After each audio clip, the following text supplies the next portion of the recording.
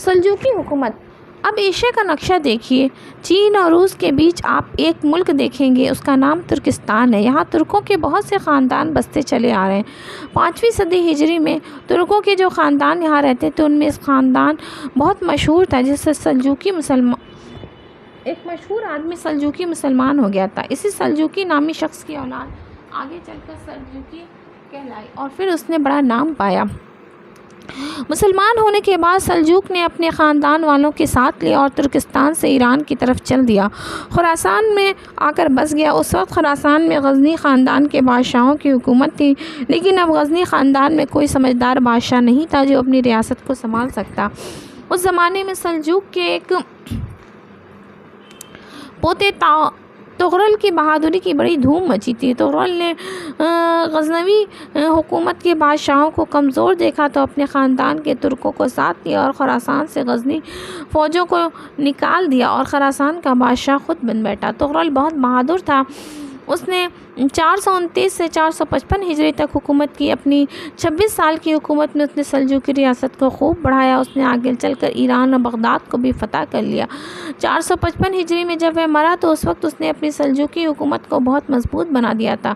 تغرل کے بعد بھی سلجوقی خاندان میں کئی بڑے قابل بادشاہ ہوئے، ان میں الپ ارسلان، ملک شاہ اور سنجر بڑے ہی ماہی بادشاہ ہوئے۔ الپ ارسلان نے کچھ اور علاقے فتح کیے اور اپنی ریاست کی سرحد روم کی عیسائی بادشاہ کی سرحد سے ملا دی۔ رومی بادشاہ ارمانوس نے یہ دیکھا کہ سلجوقی ترقی کرتے جا رہے ہیں تو اس کو کھٹکا پیدا ہوا۔ اس نے 2 لاکھ کی فوج ساتھ لی اور سلجوقی شہروں میں گھس کر شہروں کو تہس نہس کرنا شروع کر دیا۔ اس وقت الپ ارسلان کے پاس صرف 15,000 فوجی تھے۔ اتنے کم لشکر کے ساتھ وہ ارمانوس کی 2 لاکھ فوج کے لشکر کے ساتھ لڑنا نہیں چاہتا تھا۔ اس نے ارمانوس کو صلح کرنے کے لیے خط بھیجا، لیکن ارمانوس نے گھمنڈ میں آ کر بڑا سخت جواب دیا۔ اس نے کہا، صلح تو تمہاری راجدھانی میں آ کر کروں گا۔ یہ جواب پا کر الپ ارسلان نے مرنے مارنے پر تیار ہو گیا، مقابلے کی تیاری کرنے لگا۔ جمعہ کے دن نماز پڑھ کر اللہ سے دعا کی اور وہی 15,000 فوج لے کر ارمانوس کے 2 لاکھ لشکر روکنے کے لیے بڑھا۔ بڑی گھمسان کی لڑائی ہوئی، خدا نے الپ ارسلان کو فتح دی۔ ارمانوس گرفتار ہوا، لیکن الپ ارسلان نے اس مغرور ارمانوس کے ساتھ برا سلوک نہیں کیا۔ اس نے اس کی خوشامد پر اس کو معاف کر دیا۔ اس جیت سے الپ ارسلان کا نام دور دور تک مشہور ہو گیا۔ پھر کسی کی ہمت نہ تھی کہ سلجوقی ریاست کی طرف آنکھ اٹھا کر دیکھتا۔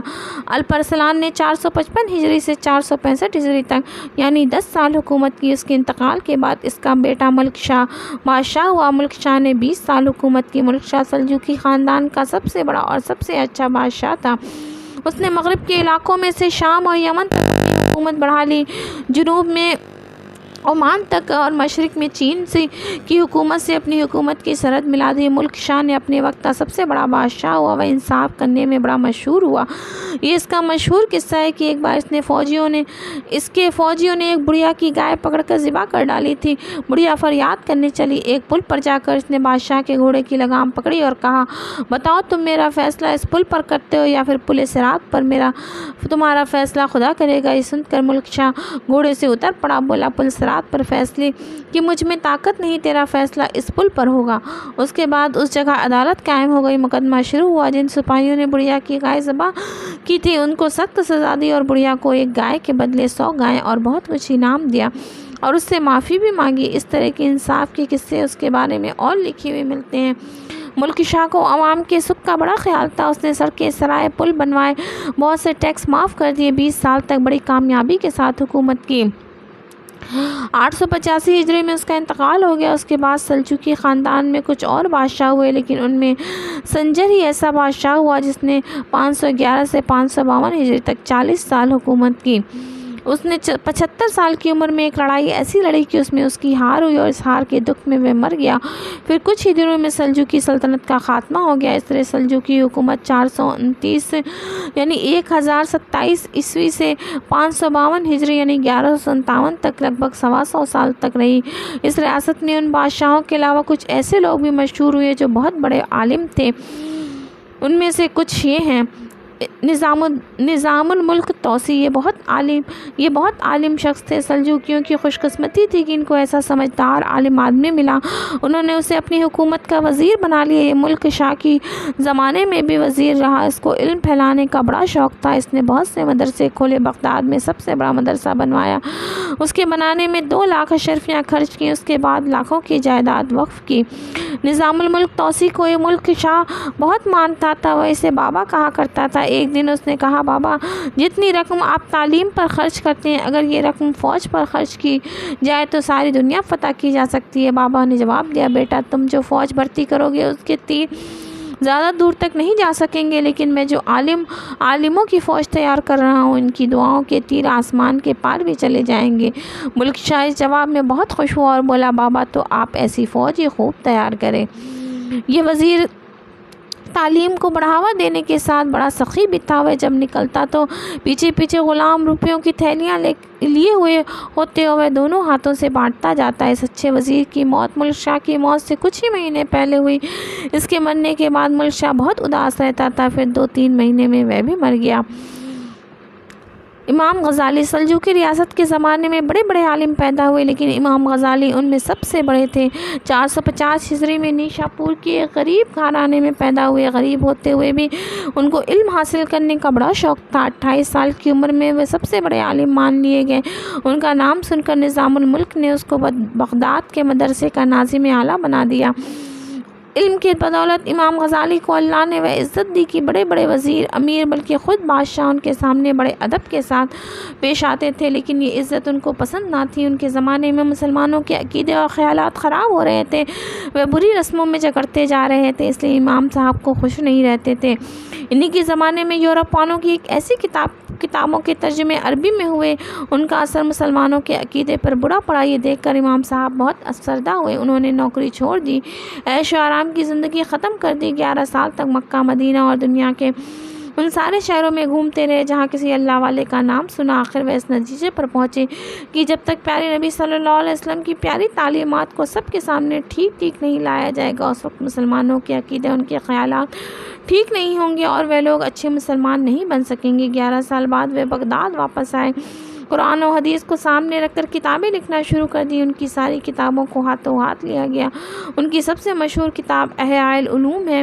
یہ کتاب ایسی عمدہ ہے کہ دنیا کی مشہور زبانوں میں اس کے ترجمے ہو گئے۔ ان کی ساری کتابوں سے مسلمانوں اور دوسرے لوگوں کو فائدہ پہنچا، اللہ ان پر اپنی رحمت کرے۔ شیخ عبد القادر جیلانی رحمۃ اللہ علیہ، یہ وہی عبد القادر ہیں جو اللہ کے بڑے ولی مانے جاتے ہیں۔ ان کے سچے بولنے کا وہ قصہ جو ہر وہ بچہ جانتا ہے جس نے کچھ بھی پڑھا ہے۔ آپ اپنے بچپن میں بغداد میں پڑھنے جا رہے تھے، 40 اشرفیاں پاس تھیں، راستے میں ڈاکہ پڑا، ڈاکوؤں کے پوچھنے پر آپ نے بتا دیا کہ یہ ہے میرے پاس اشرفیاں۔ اس سچ کا یہ اثر ہوا کہ ڈاکوؤں نے ڈاکہ ڈالنے سے توبہ کر لی۔ آپ نے بغداد میں تعلیم حاصل کی، اللہ نے آپ کو تعلیم میں بھی اونچا مقام دیا اور بولنے کی صلاحیت بھی کوٹ کر بھر دی۔ آپ نے لوگوں کی اصلاح کا کام شروع کیا، ان کی تقریر سن کر 5000 یہودی اور عیسائی مسلمان ہوئے، لاکھوں مسلمانوں نے برے کاموں سے توبہ کی۔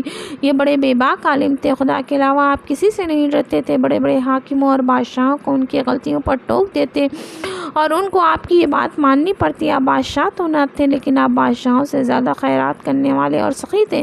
لوگ آپ کو بہت مانتے تھے، ان کے ماننے والے ہر دن اتنا سامان اور رقم پیش کرتے کہ ان کو گننا الگ رہا رکھنا مشکل ہوتا۔ آپ اس دن سب کچھ خیرات کر دیتے۔ لوگ کہتے ہیں حضرت اپنے لیے کچھ رکھ لیا کیجیے، تو فرماتے اگر مجھ کو ساری دنیا کی دولت مل جائے تو میں بھی اسے ایک دن میں اللہ کے غریب بندوں میں بانٹ دوں۔ سلجوقی حکومت کے وقت ایک شاعر عمر خیام بھی بہت مشہور ہوئے ہیں۔ لوگ تو یہ بھی کہتے ہیں وہ شاعر سے بڑھ کر بہت بڑا حساب داں تھا۔ اس نے ایسا ٹھیک کیلنڈر بنایا تھا جو آج تک اس سے زیادہ اچھا کیلنڈر کوئی نہیں بنا سکا۔ مولانا رومی سلجوقی وقت میں ایک اور شاعر اور خدا کے ولی مولانا رومی گزرے ہیں۔ مولانا رومی اس وقت تھے جب سلجوقیوں کی حکومت کمزور ہو رہی تھی۔ آپ کا نام جلال الدین تھا، آپ بخارا میں پیدا ہوئے تھے۔ مولانا بہت بڑے عالم تھے اور ایک اللہ والے شمس تبریزی کے مرید تھے۔ آپ میں اللہ کی محبت کوٹ کر بڑی ہوئی تھی۔ اس محبت کو نظم میں ظاہر کرتے ہیں۔